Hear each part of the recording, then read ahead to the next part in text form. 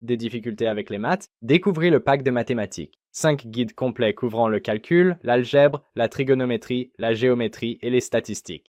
Pas de blabla, juste des explications claires qui ont vraiment du sens. Les liens sont dans la description et dans les commentaires. Achetez-le dès maintenant comme des centaines d'autres. Passons au sujet. Vous utilisez de l'énergie quotidiennement. Vous rechargez votre téléphone, vous chauffez votre maison et vous mangez pour que votre corps puisse bouger.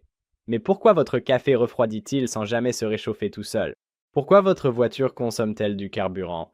Pourquoi rien n'est-il parfait? Ce n'est pas un hasard. Tout obéit à des lois universelles précises régissant chaque processus physique. Ces règles s'appellent la thermodynamique. À la fin de cette vidéo, vous comprendrez ces règles, leur importance et comment elles expliquent le monde qui vous entoure chaque jour. Alors, commençons par la base. Qu'est-ce que la thermodynamique? C'est l'étude de l'énergie. Elle analyse ses déplacements, ses changements de forme et pourquoi elle évolue toujours dans une seule direction. C'est tout. Tout le reste dans ce sujet repose sur cette seule idée. Ouais. C'est quoi l'énergie? C'est la capacité de produire un travail. Pousser un chariot de course demande de l'énergie. L'écran de votre téléphone qui s'allume, c'est aussi de l'énergie. Quand la nourriture est digérée dans votre corps, c'est de l'énergie qui est libérée et utilisée. L'énergie se présente sous de nombreuses formes. Elle peut être du mouvement, de la chaleur ou être stockée dans des liaisons chimiques comme dans une batterie ou un aliment. Voilà ce qui se passe dans tout ce qui vous entoure. L'énergie passe sans cesse d'une forme à une autre. Elle ne reste jamais immobile et elle ne disparaît jamais. Ce dernier point est important et nous y reviendrons très bientôt. La thermodynamique s'organise autour de 4 lois. Vous n'avez pas besoin de les mémoriser par leur nom. Ce que vous devez comprendre, c'est ce que chacune vous apprend sur l'énergie. Ensemble, elles forment une image complète du fonctionnement du monde physique. Voyons-les une par une. La première grande idée est la conservation de l'énergie. Voici ce que signifie la conservation de l'énergie. L'énergie ne peut pas être créée, l'énergie ne peut pas être détruite, elle peut seulement passer d'un endroit à un autre ou changer de forme. La quantité totale d'énergie dans un système fermé reste toujours la même. C'est important parce que cela signifie que l'énergie n'est jamais vraiment épuisée. Elle est seulement transférée. Quand vous rechargez votre téléphone, l'énergie électrique provenant du mur devient de l'énergie chimique stockée dans la batterie. Lorsque vous utilisez votre téléphone, cette énergie stockée devient de la lumière, du son et de la chaleur. Aucune de cette énergie n'a disparu. Elle a simplement changé de forme et s'est déplacée ailleurs. Voici un exemple concret. Pensez à une batterie de téléphone à 100%. Vous l'utilisez pendant quelques heures. Elle est à 20%. Où est passée l'énergie? Elle est devenue lumière d'écran, son des haut-parleurs et chaleur dans votre main. Énergie venant de la batterie, rien ne se perd.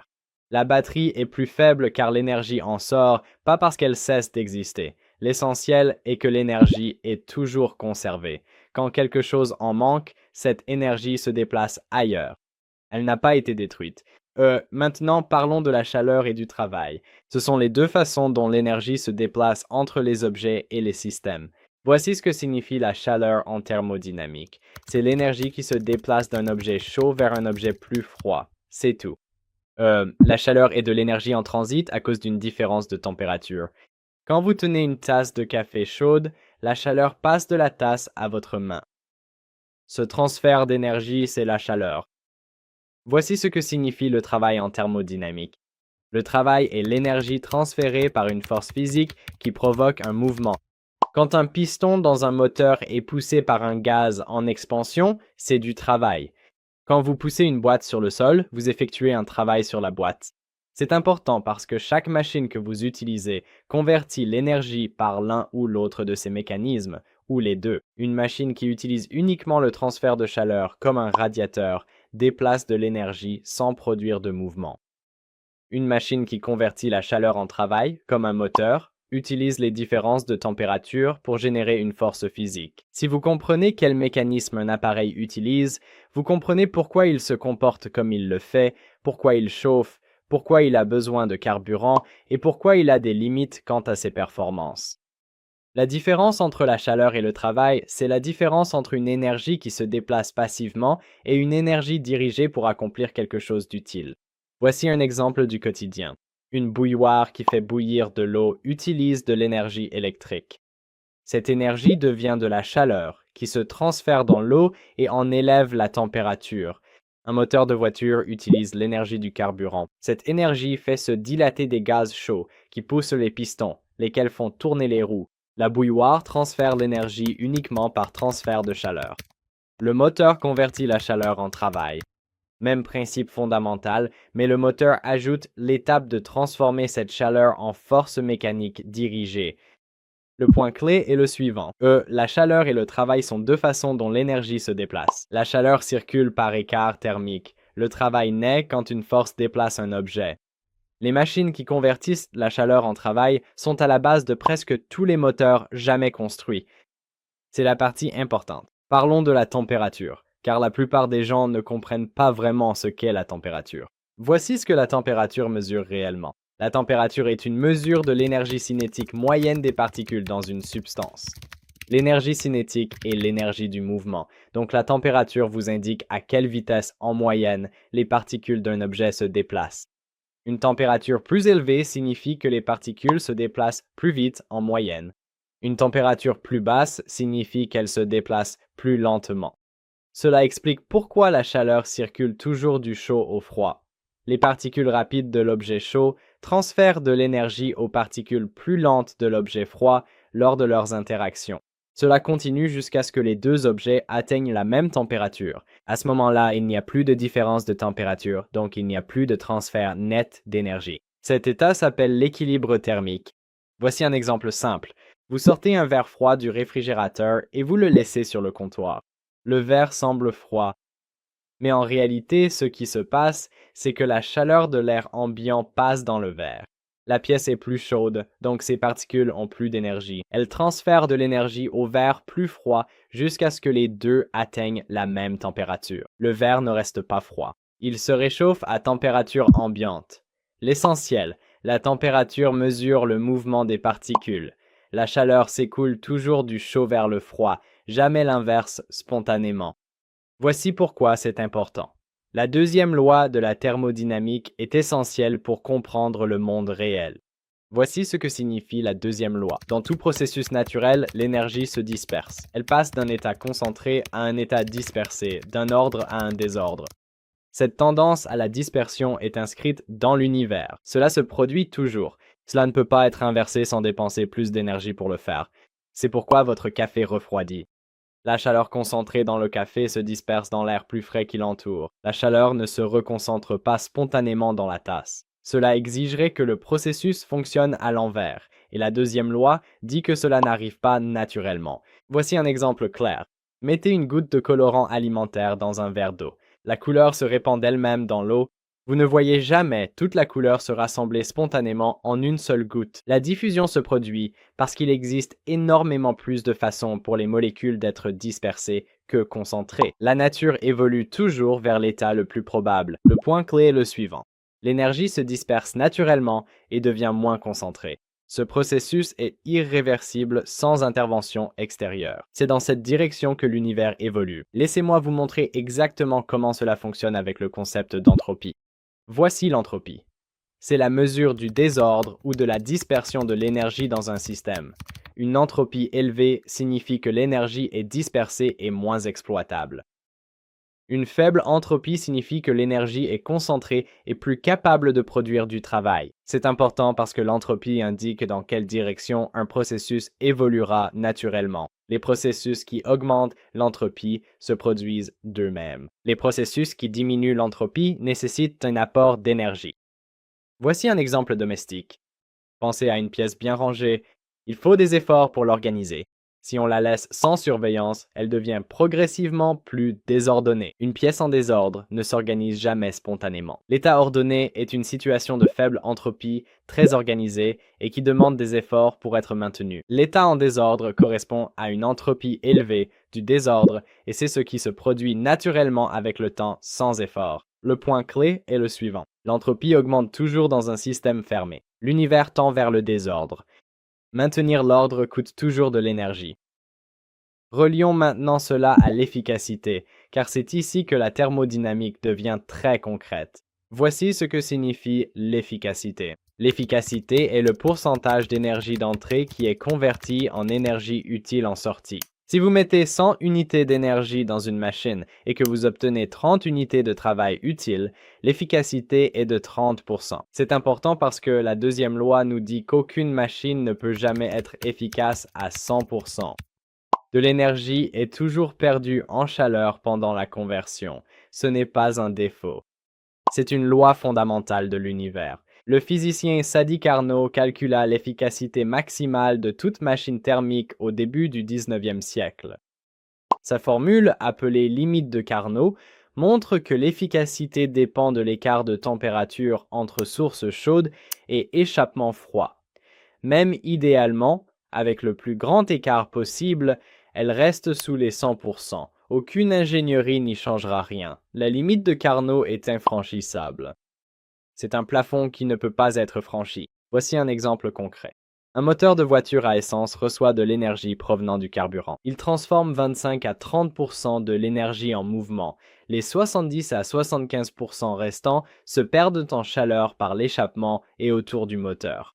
Cette chaleur n'est pas une défaillance, c'est le coût inévitable du processus de conversion de l'énergie. Les voitures électriques sont plus efficaces parce qu'elles ont moins d'étapes de conversion, donc elles perdent moins de chaleur en route. Le rendement est toujours inférieur à 100%. Chaque conversion d'énergie génère de la chaleur perdue. La limite de Carnot montre que ce n'est pas un problème d'ingénierie, c'est une loi de la physique. La dernière loi à comprendre est la troisième loi, et celle-ci est simple. Voici ce que signifie la troisième loi. À mesure que la température d'un système approche du zéro absolu, l'entropie du système approche sa valeur minimale. Le zéro absolu est la température à laquelle les particules auraient le mouvement le plus faible possible. C'est environ moins 273 degrés Celsius. L'idée clé est la suivante. On peut s'approcher très près du zéro absolu, mais on ne peut jamais vraiment l'atteindre. Retirer les dernières traces d'énergie thermique d'un système nécessite un effort infini. Il est physiquement impossible d'y parvenir. Voici un exemple concret pour clarifier cela. Pensez à votre congélateur domestique. Il peut congeler les aliments à moins 18 degrés Celsius. Les congélateurs industriels scientifiques peuvent aller bien plus bas. Les chercheurs ont refroidi des matériaux proches du zéro absolu. Mais chaque étape vers le zéro absolu exige plus d'énergie et d'efforts que la précédente. Le dernier millième de degré demande une énergie infinie à retirer. On peut toujours tendre vers des températures plus froides sans jamais atteindre le zéro absolu. Plus on s'en approche, plus c'est difficile. C'est crucial car cela prouve que l'entropie est inéliminable. Même à la température la plus froide possible, il reste toujours une quantité minimale de désordre. L'univers conserve toujours une entropie de base. Voici ce qui se passe réellement lorsque vous combinez les quatre lois. La loi zéro est le point de départ de tout. Elle dit que si deux objets sont chacun en équilibre thermique avec un troisième objet, alors ils sont en équilibre thermique l'un avec l'autre. C'est ainsi que fonctionnent les thermomètres. Un thermomètre atteint la même température que votre corps. C'est cette température identique qui est mesurée. Sans cette loi, la notion de température ne serait pas fiable. La première loi stipule que l'énergie se conserve. Elle ne disparaît jamais. La deuxième loi dit que l'énergie se disperse toujours et devient moins utile avec le temps. L'entropie augmente toujours. La troisième loi dit que l'on ne peut jamais atteindre un état d'entropie nulle. Il y a toujours un minimum de désordre. Ensemble, ces quatre lois forment un cadre complet. Elles vous disent que l'énergie est conservée, mais se dégrade en qualité, que l'énergie utile devient moins utile avec le temps, que rien ne fonctionne indéfiniment sans apport et qu'aucun processus n'est parfaitement efficace. Maintenant, parlons des erreurs courantes que les gens commettent lorsqu'ils pensent à la thermodynamique. La première erreur est de penser que l'énergie est perdue. Quand une pile est déchargée, les gens disent que l'énergie a disparu. Elle n'a pas disparu. Elle s'est transformée en chaleur, en lumière et en son. L'énergie est sortie de la pile, mais elle existe toujours quelque part dans l'environnement. La deuxième erreur est de confondre chaleur et température. La chaleur est de l'énergie en transit. La température est une mesure. On peut ajouter de la chaleur à un objet sans changer sa température s'il est en train de changer d'état, comme la glace qui fond en eau. La température reste à 0 degré Celsius pendant que la glace absorbe de la chaleur et fond. L'énergie sert à briser les liaisons qui maintiennent la glace solide et non à augmenter la température. La troisième erreur est de penser que l'entropie signifie le chaos. L'entropie concerne spécifiquement la répartition de l'énergie. Cela signifie que l'énergie se répartit selon sa configuration la plus probable. Une chambre en désordre est une illustration utile, mais l'entropie concerne en réalité la répartition de l'énergie, pas le désordre visuel. Quatrièmement, croire qu'un moteur parfait est théoriquement possible est une erreur. Certains pensent qu'avec assez d'ingéniosité, on peut créer une machine efficace à 100%. La limite de Carnot l'interdit. Ce n'est pas un obstacle franchissable grâce à une meilleure technologie. C'est une conséquence mathématique de la deuxième loi. La cinquième erreur est de penser que la deuxième loi ne s'applique qu'aux machines. Elle s'applique à tout. La biologie, la chimie, l'information, l'univers lui-même. Chaque processus qui se produit naturellement augmente l'entropie totale de l'univers. Voici maintenant pourquoi cela compte pour vous dans la vie quotidienne.